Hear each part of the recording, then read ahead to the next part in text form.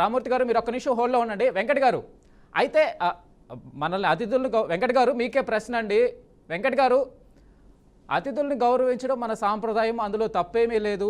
కానీ ఏదైతే మన తెలంగాణ ఆడపడుచులతో వారి పాదాలు కడిగించడం అనేది అందులో కడిగిన వాళ్ళు గిరిజన మహిళలు, గిరిజన మహిళతో కడిగడం ఒప్పుకుంటాడా?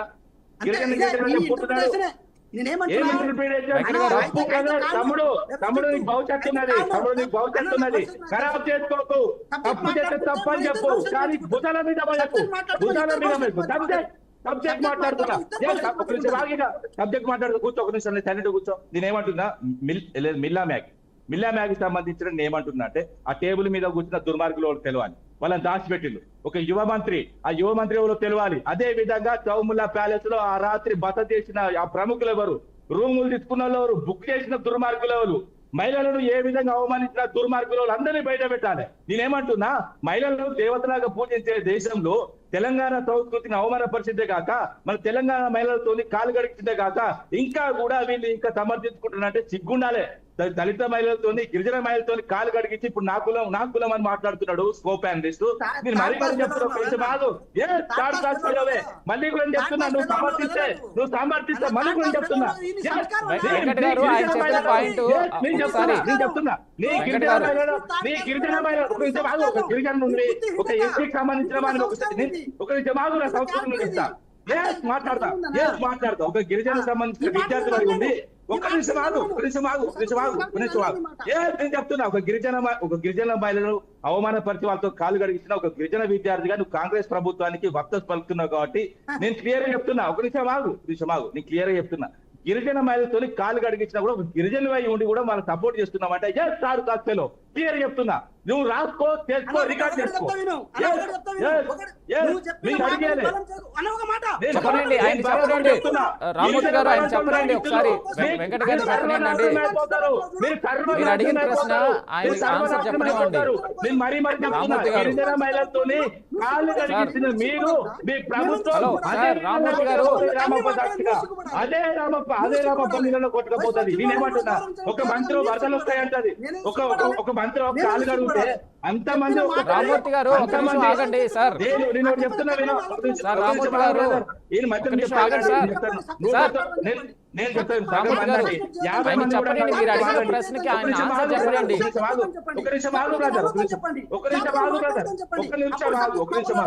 చెప్తా వినండి.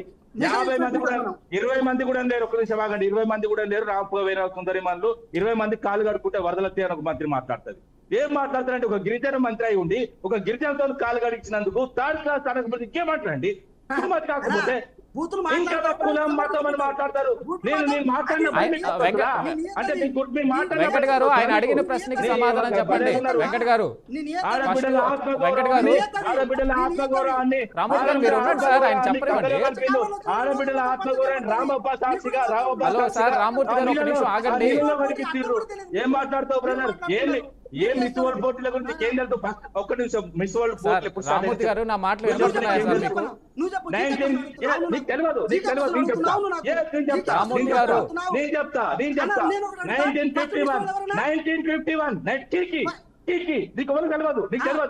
రామూర్తి గారు ఒక నిమిషం ఆగండి, ఆయన మాట్లాడనివ్వండి. మీరు అడిగిన ప్రశ్నకి ఆయన సమాధానం చెప్పనివ్వండి. మొత్తం చెప్తా, నేను చెప్తా. మీరు అడిగిన ప్రశ్న అర్థమైందండి, దానికి ఆన్సర్ చెప్పాలి కదా. మీరు ఆగండి. లైట్ తీసుకున్నారు. నేను చెప్తాను విను.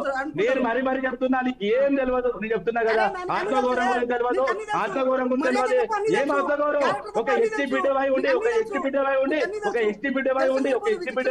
వెంకట్ గారు ఒక నిమిషం వినండి. వెంకట్ గారు మాట్లాడడానికి నువ్వు ఎస్టీ ఆత్మగౌరవం వింటారా సార్? ఒక ఎస్టీలో పుట్టిన కళంకం, నువ్వు ఎస్టీలో కళంకంగా పుట్టావు.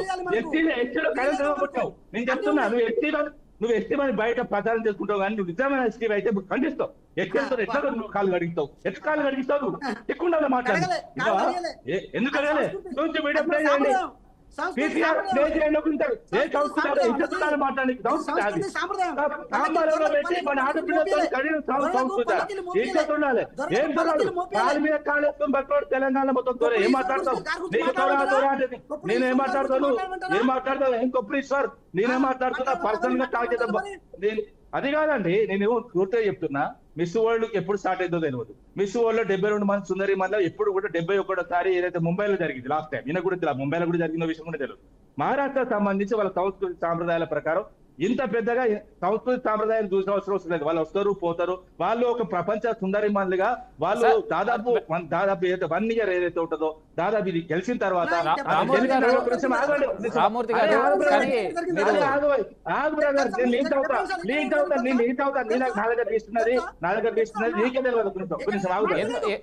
గారు ఎందుకు అంటే నాకు అర్థం అవ్వట్లేదు. అది కాదండి, ఇగో బ్యాలెన్స్ చేసుకుంటున్నాడు. ఇజ్జత్ పోయిందని తెలిసింది, అయినా కూడా ఇంకా ఇజ్జత్ కాపాడుకుని ప్రయత్నం చేస్తున్నాడు ప్యానలిస్టు. కాంగ్రెస్ సంబంధించిన ఒక నాయకులాగా మాట్లాడు.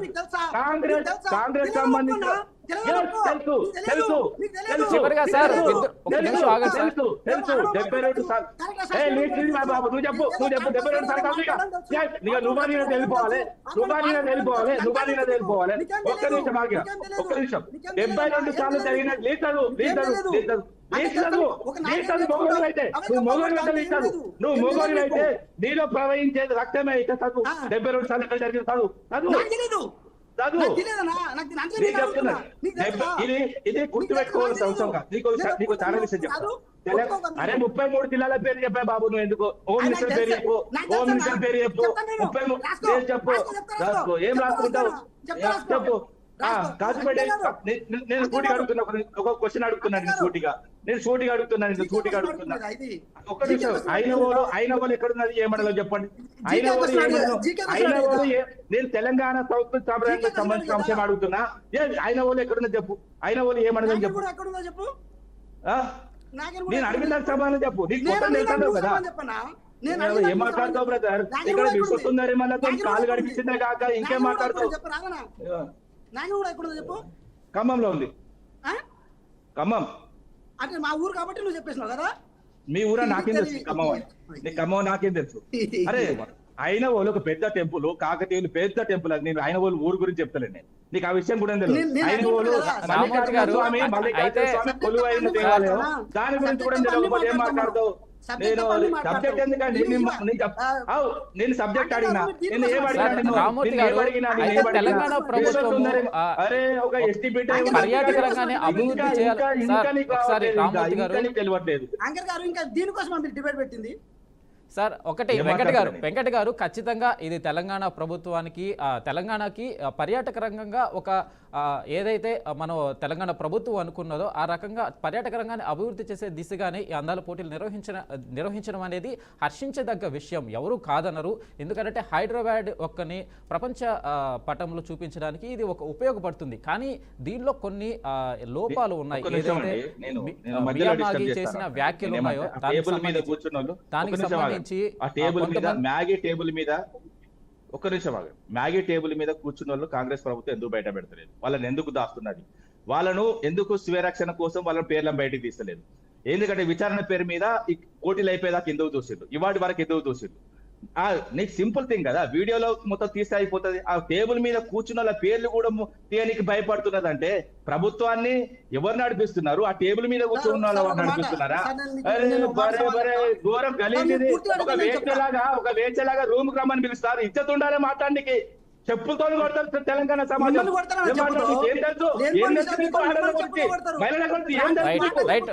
థ్యాంక్ యూ రామూర్తి గారు, థ్యాంక్ యూ వెంకట గారు, మీ అభిప్రాయం తెలియజేసినందుకు థ్యాంక్ యూ అండి. సో అయితే తెలంగాణ ప్రభుత్వం ఎంతో ప్రతిష్టాత్మకంగా చేపట్టిన మిస్ వరల్డ్ అందాల పోటీలు తుది దశకు చేరుకున్నాయి. ఈరోజు అయితే ఫైనల్ విజేత ఎవరో తేలిపోబోతుంది. అందులోనూ మన తెలుగు అమ్మాయి కూడా ఈ పోటీల్లో పాల్గొనడం అనేది ఆసక్తికరంగా మారింది. సో ఈరోజు సాయంత్రానికల్లా మిస్ వరల్డ్ ఎవరు అనేది కూడా తేలిపోనుంది.